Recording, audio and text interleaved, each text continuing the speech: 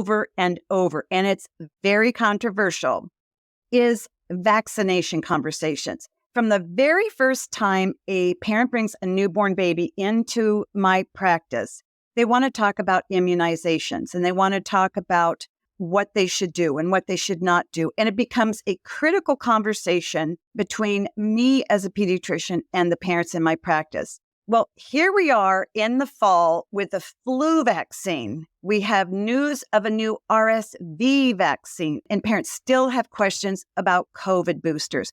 Today, I have a privilege of welcoming a very distinguished guest, Dr. Marty Makary. And we are supposed to take care of the whole person. Our job is not to block all viral replication at any expense. Our job is to take care of human beings and precious children. And that means we need to think differently. This is a symptom of a larger problem in medicine. So in medicine, we have gone into this gutter of just having this reflex where we want a pharma product for every problem in society. And maybe we need to treat more diabetes with cooking classes. Maybe we need to treat more high blood pressure by talking about sleep science. Maybe we need to talk about food as medicine. Welcome to Parenting Great Kids. Here's your host, Dr. Meg Meeker. While he's gained recognition for his insights on the pandemic, especially for his appearances on platforms like Fox News, Dr. Makary doesn't fit in neatly to any particular box. Dr. Makary's credentials are impressive, and he's not only a professor, he's also a New York Times bestselling author, a health policy expert, and a recognized public health commentator. His op-eds have graced the pages of respected publications like the Washington Post and the New York Times. But here's what sets Dr. Makary apart. He doesn't adhere to a specific political ideology. In fact, he's expressed his nonpartisan stance. He's not confined to a singular viewpoint, and he's open to engaging in all perspectives. Dr. Makary, thanks so much for coming on today. Great to be with you, Megan. Thanks for all that you're doing. Oh, you bet. You and I have experienced over the past couple of years, we have seen a very important medical issue become politicized. And that's made our job really hard because people hear about COVID and the COVID vaccination and masks in the news. And to a large extent, media personalities are driving decisions about what parents make and adults make about COVID and so forth. It's confused people, it's scared people, and the political organizations, I'll call them political, like the American Academy of Pediatrics, American Medical Association, have really gone to one side and taken a very hard stance, and it's very much opposed to what a lot of physicians do. For instance, for the first time in over 30 years, I got an email from these organizations saying, if you dispense disinformation about COVID vaccine, we'll pull your medical license. I was stunned. So talk to us about your take on the politicization of this really important medical issue, which is COVID and vaccines. Well, it is crazy. I never considered myself political. There are, I think, truths on both sides of the aisle. I never thought that I would simply, ever support sort of signing up for one list of ideologies. It's just not a political person, never have been. And yet during COVID, I sort of experienced these giant swings of sort of support and lack of support. Early on, I felt that Dr. Fauci had not warned the country of the pandemic for, 2 months or so. We were out there saying, hey, this is going to be bad and we've got to prepare. And there's a lot of unknowns here. And until we get more data, we have to really start developing contingency plans. And people would come back and say, you're fear-mongering. We're not hearing any of this from Dr. Fauci. And I started thinking, we have come to a scary point where we put our entire faith and trust in one person or one establishment or one organizational body in medicine. But if you look at the track record of the medical establishment ruling by opinion and not by science. That is, when they just sort of shoot from the hip and give their best guess, they don't have a great track record. I mean, the American Academy of Pediatrics demonizing peanuts and tree nuts for 15 years, they gave the wrong information. 35 years, the medical establishment said opioids were not addictive. For 60 years, they said saturated fat causes heart disease and you should avoid it. They were wrong on all of those. And I'll tell you, that is just scratching the surface. And so when we rule by opinion, which is, let's be honest, it's easier, you know? Oh, yeah. Yeah. And you can corral allies, no matter which side you're on, and that makes you feel better. Because the more allies you have and the more people say, oh, yes, the smarter you feel and the more authoritative you feel, which is ridiculous. Because physicians are trained very differently. We are trained that if we can't back something up with scientific evidence, we don't do it. And it's a whole nother conversation, but that's what's driving me nuts about the transgender thing. None of it is based in really good science. And yet we've got opinion and so forth sort of driving the bus here.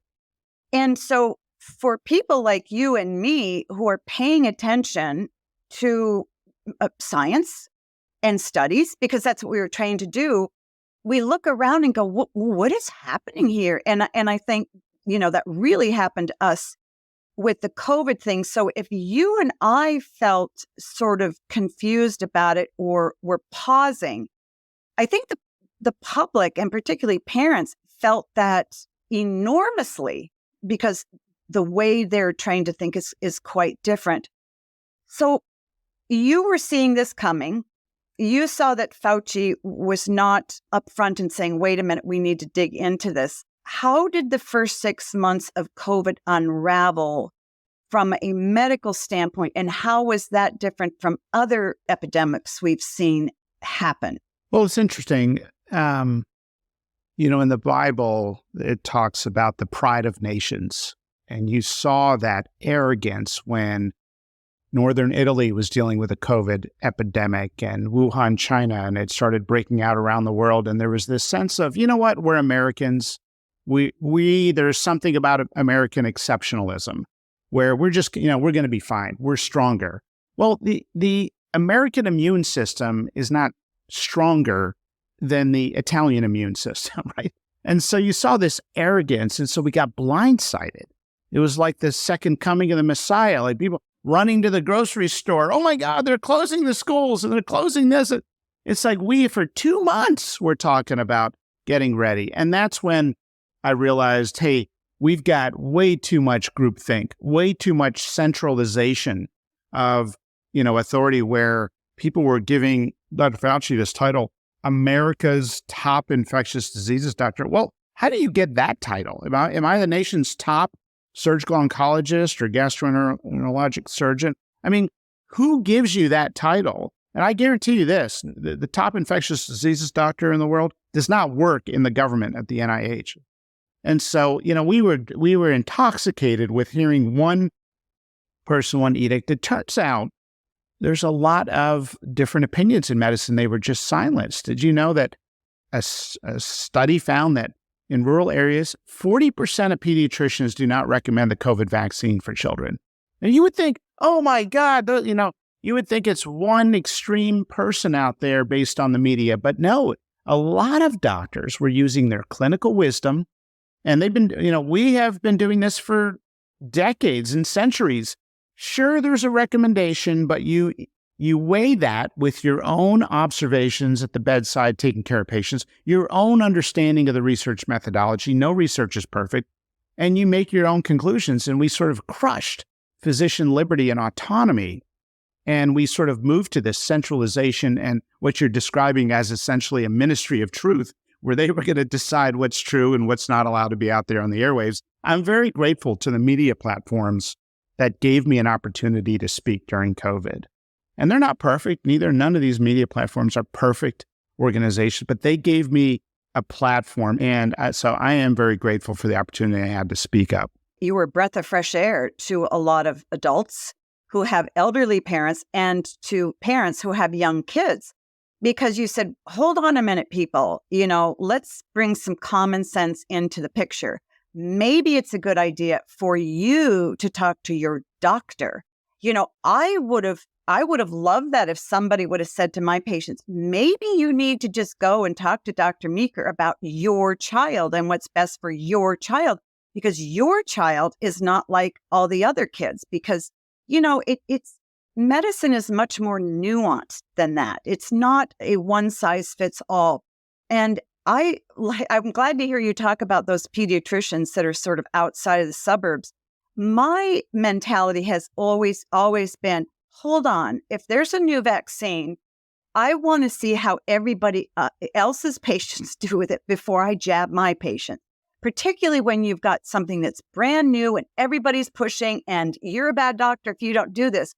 Don't buffalo me. I'm not going to treat this any differently, particularly since kids don't get really sick, not like an 80-year-old.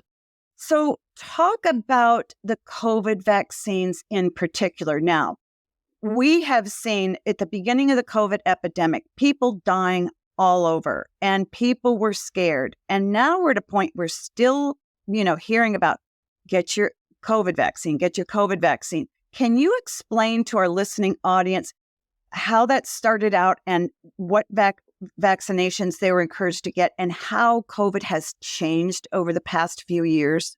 Yeah, happy to. And to your earlier point, we all know colleagues in medical school when we were sitting there in class where you've got one person who just accepts every single thing they're told, another person who asks questions, another person who's a risk taker, another person who doesn't want to run the risk of being late for class and is, going to skip something important because they don't want to break a single rule.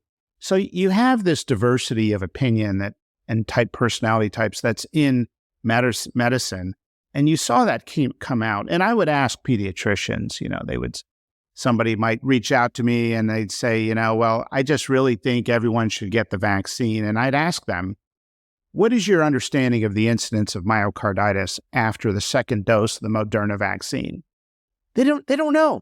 They haven't read the studies. They don't know the literature. It is groupthink, right? It is signing up for this blind allegiance that you're either pro-vaccine or you're anti-vaccine, and there's no middle ground and no nuance. That's not how medicine is practiced.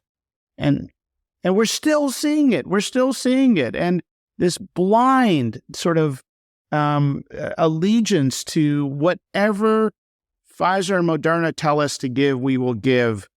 And with this newest COVID vaccine, they really greased the system at the FDA. The regulators agreed to not go through the normal regulatory process of requiring a clinical trial or even any clinical data whatsoever. How can they agree to that? Well, so here's the argument they used. How did they justify? Yeah. They said, we don't have time. We're going to have COVIDs that's going to break out seasonally, and we should adopt the flu vaccine model where we approve flu shots with no clinical data. Well, we probably should have a clinical trial for the flu shot. We certainly have time to do it in the Southern Hemisphere. Flu circulates before it comes to the U.S. We should be requiring randomized trials for the flu shot, but we don't. So that's not a good, argument. The most important argument is the COVID vaccine is not the flu shot. It has a much higher complication profile. And so when you're dealing with a novel shot with a relatively new mRNA technology, with known complications of myocarditis in 1 in 2,700 young males, and a study out of Switzerland that shows that 2% of people who took the COVID vaccine had some elevation of their troponin level soon after, which is a indicator in your blood of some heart damage.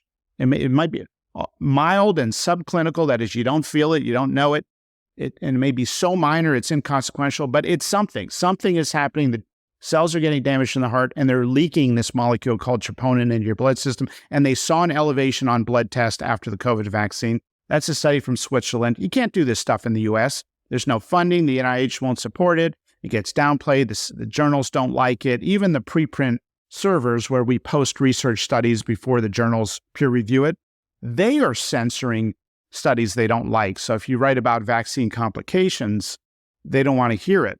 So what we've done is we've sort of silenced and censored and squashed any content on vaccine complications. And we have over-promoted, magnified the risks in the media of COVID to children that are, it's inflated. So what you do is you now have a virus that sounds more dangerous than it really is, and a vaccine that sounds safer than it really is.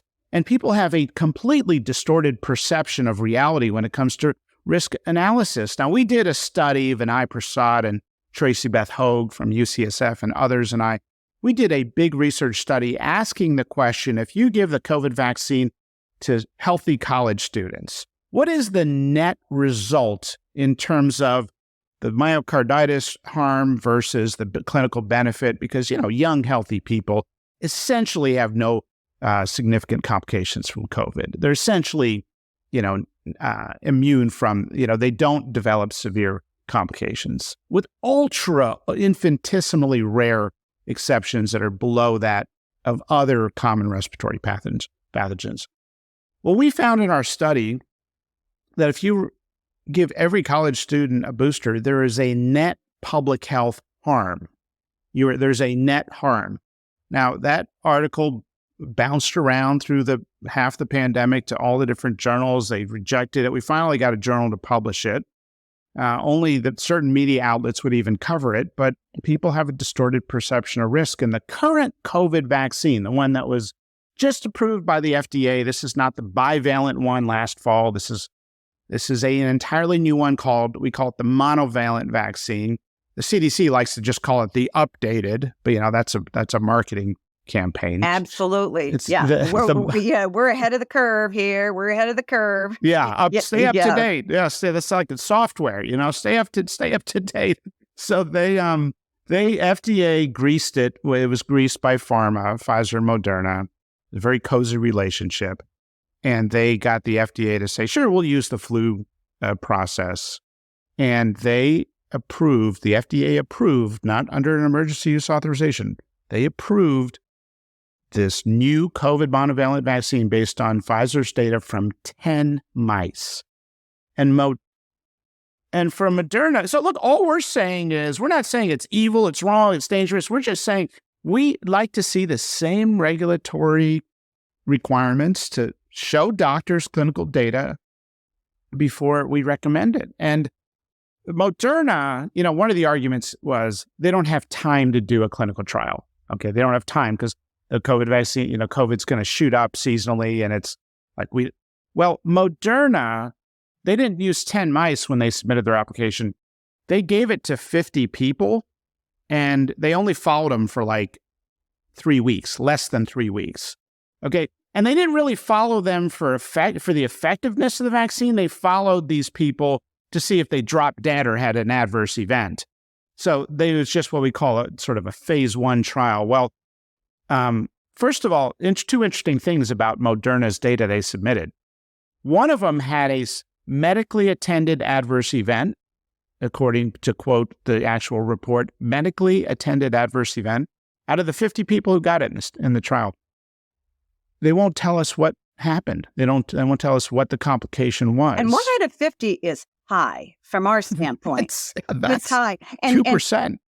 And backing up to what you were talking about, the young, healthy college students, what happened to them? The 1 out of 2,700, was it a myocarditis? You said it actually had a net negative effect. What was that? Yeah, so it was myocarditis that appears to a healthcare provider. That is, Katie Scharf, I think she was at Kaiser, did an incredible study. She's an infectious diseases doctor, where she said, wait a minute, the CDC is not looking at myocarditis properly. They're just looking at sort of codes in the medical record. But if you actually look at the free text in the medical record, you can find a lot more myocarditis, which means it's much more common after the vaccine than the CDC appreciates. And so she did this elegant study and found that incidence is actually much, much higher. It's 1 in 27 young males.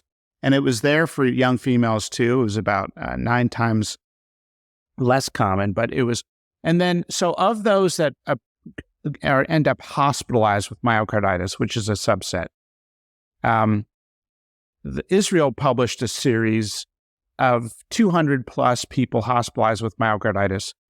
2 of them went to the ICU. 1 of them died, a 22-year-old. So the idea that, no one, it's totally safe, we have to evaluate data critically, and that's what we've lost in medicine, the critical appraisal of data. Right now, if it get any study, doesn't matter if it's total nonsense or well done, it doesn't matter. The journals and the establishment only put forward research that supports their foregone conclusions. And that's very disturbing.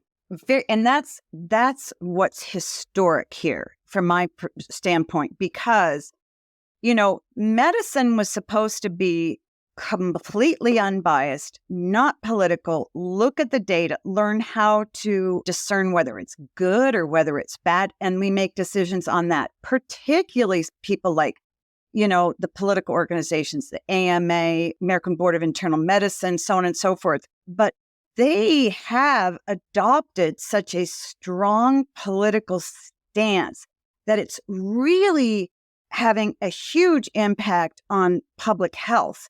And I will say, too, that doctors are being influenced the same amount because, I've had patients that'll go to their pediatrician and just insist the kids get the vaccine, but they don't talk to them about the risks. They just say, you have to get it. This is the way it is. This is best.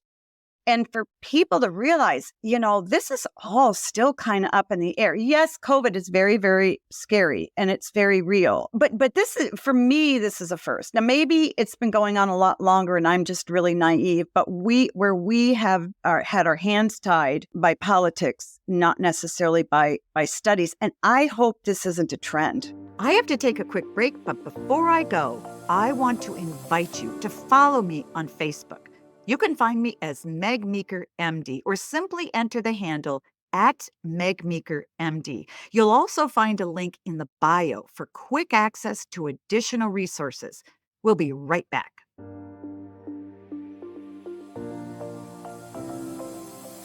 Well, I noticed the same thing, and I would talk to a pediatrician, or I'd have a parent tell me, ask me, what question should I ask? And they go in there and they ask, what is your understanding of the risk of myocarditis in my child?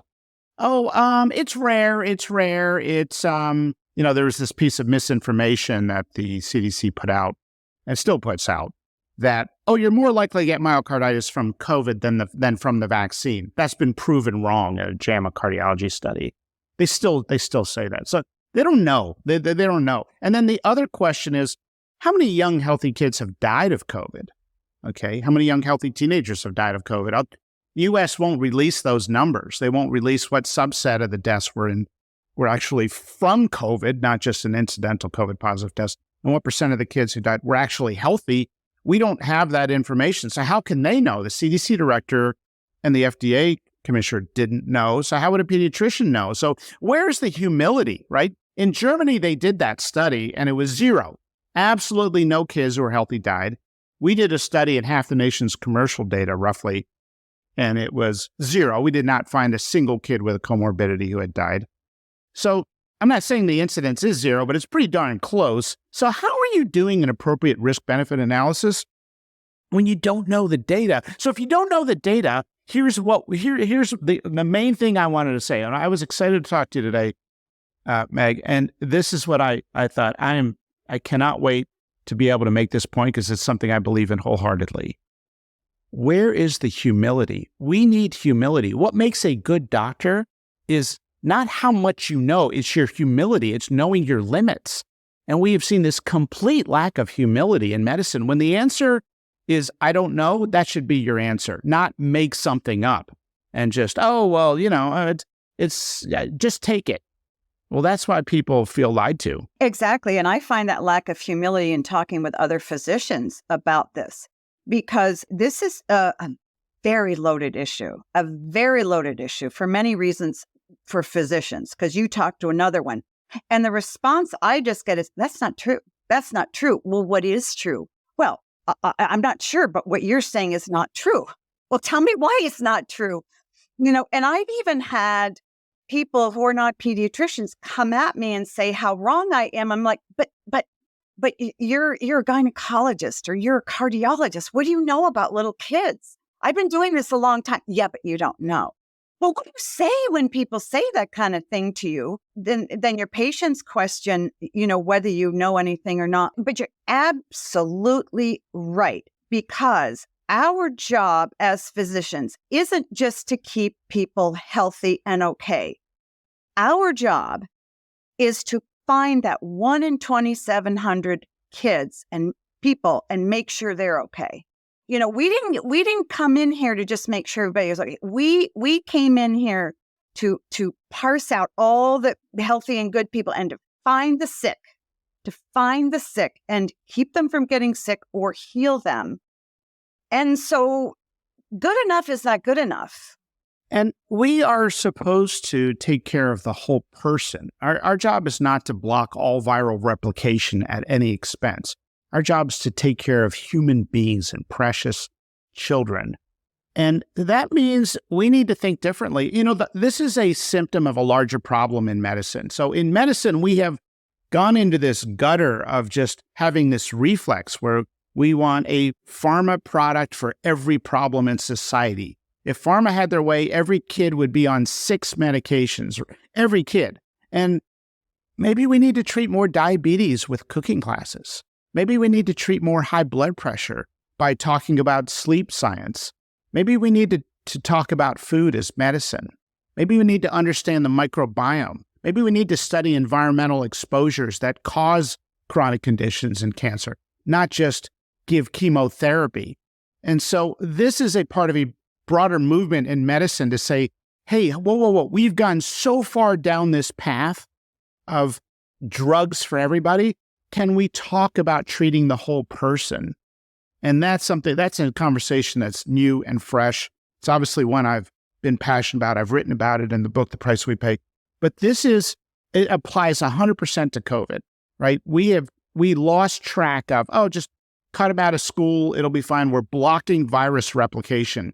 Well, it turns out we weren't. That's not true. If you look at what happened in Europe, the data which was never covered in the media, right? The New York Times could have sent one reporter to the schools in Denmark or France or Sweden and showed, hey, they're open, free and clear, and there's no difference in viral replication rates. There's no difference in infection rates. The data were actually there in the United States. Nobody could look at it. The CDC put out their own rigged, flawed studies. They were so shoddy. It was embarrassing. I mean, there's study in Maricopa County on masks. There were more schools in the study than there were in the county. I mean, the math didn't add up. It was flawed. And when it was redone by Dr. Hogan and others at UCSF, they looked at a longer follow-up period and they found the opposite results, that community masking had no impact. And you look at the World Health Organization telling young kids not to wear masks because of the harm, and the European regulators and the European public health agencies saying kids should not be wearing masks. They need to learn and develop and see the visual cues and expressions. So here we are, an international outlier. And then on top of that, we lack the humility to recognize there's no data. And we enact a police state, a modern day McCarthyism of any physician who speaks out differently. My friend Jay Bhattacharya from Stanford, a great doctor, he was excoriated for saying the schools should be open. Turns out he was 100% correct. 100% correct. So we need more humility. Well, and talk about a negative impact of a supposed healthy treatment. It's a mess. And I can tell you that our area, we cannot keep up with the number of depressed and anxious kids. So it created a tremendous amount of problems. We only have a few minutes left, but there's one thing that I kind of wanted to address, and I haven't heard anybody talk about it. We have become, particularly with our children, very risk averse.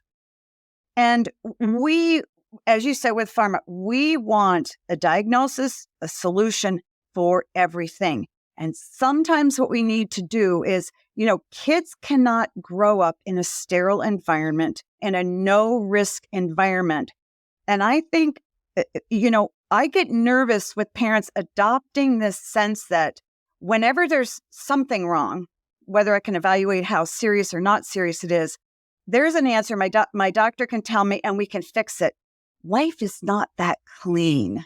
And so I think for me, this is what I saw a lot of with parents and approach to COVID. What about building their immunity? I mean, that's what we used to do back in the day with chickenpox. You'd have chickenpox parties, truly, and parents would all bring their kids together. The COVID isn't chickenpox, and I'm not trying to say that.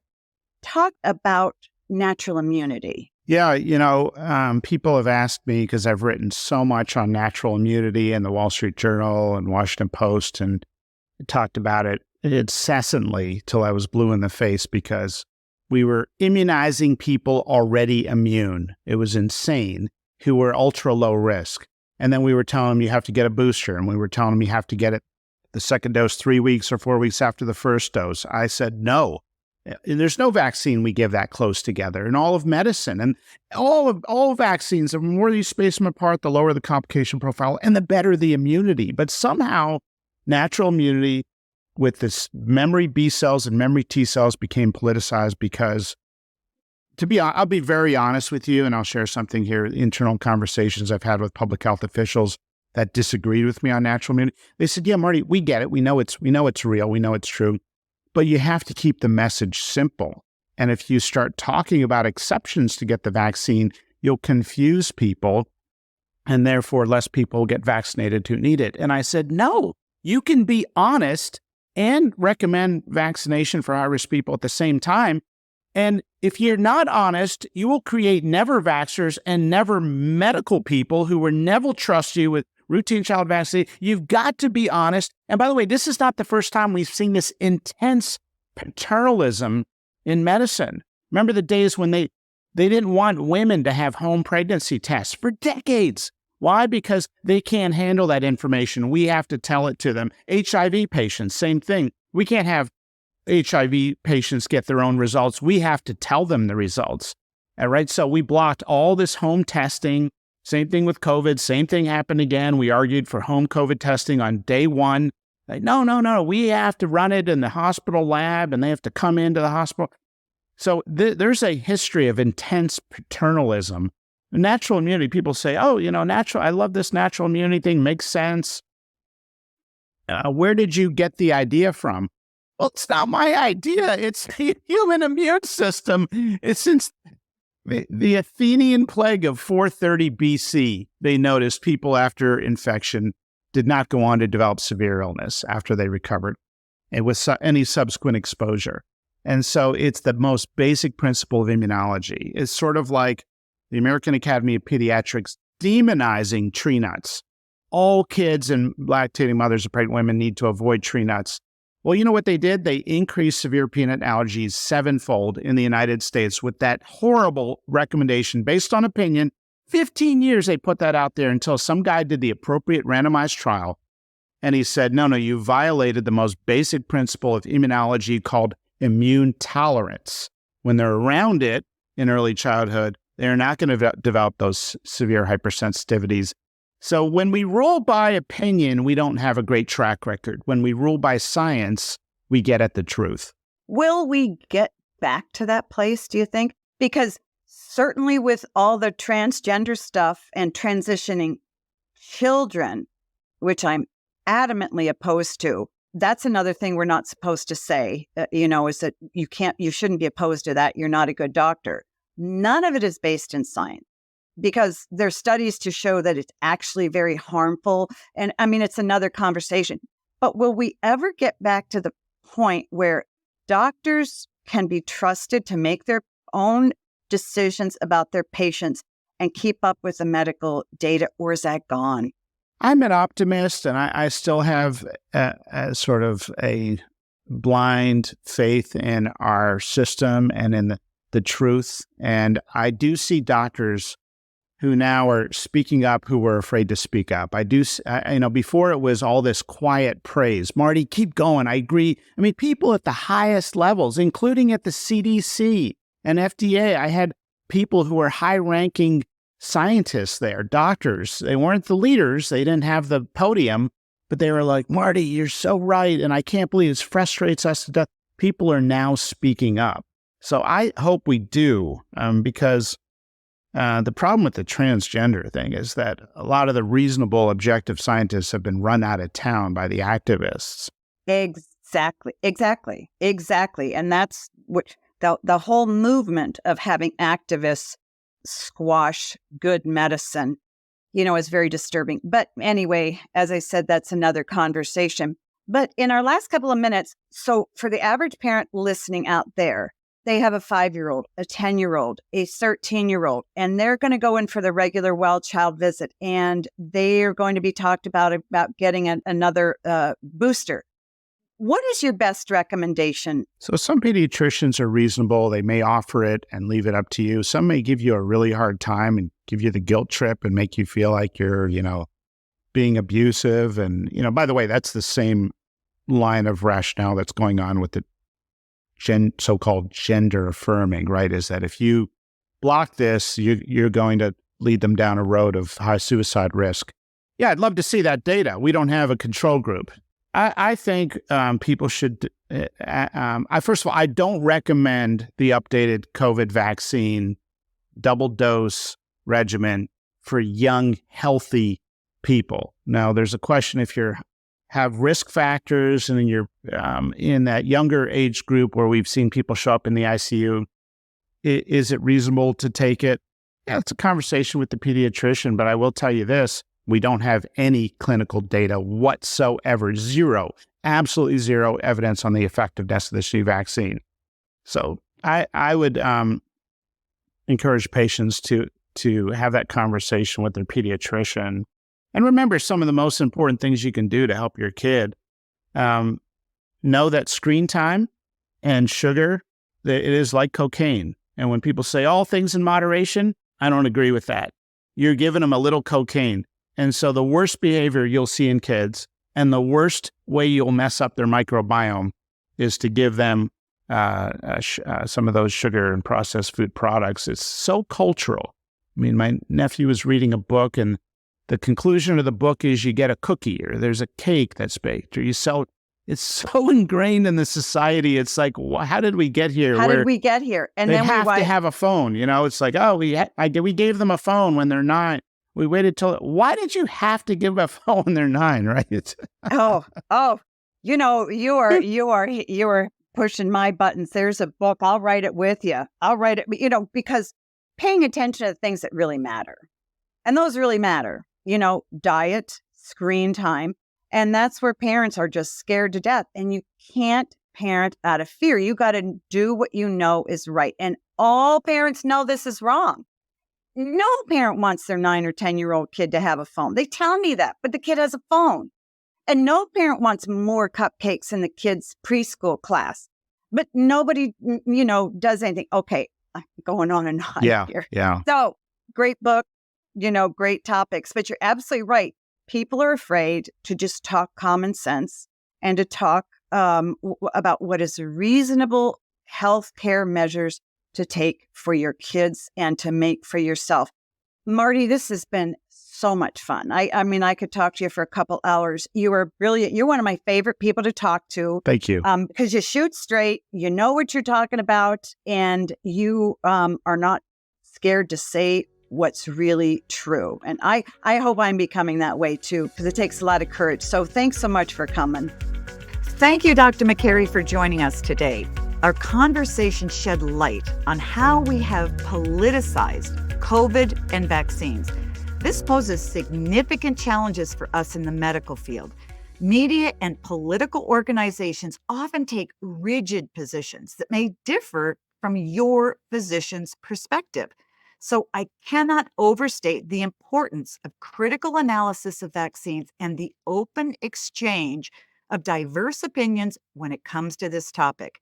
We also explored the concept of humility in medicine and emphasized the need to invest more time in understanding natural immunity and crafting medical decisions tailored to each individual.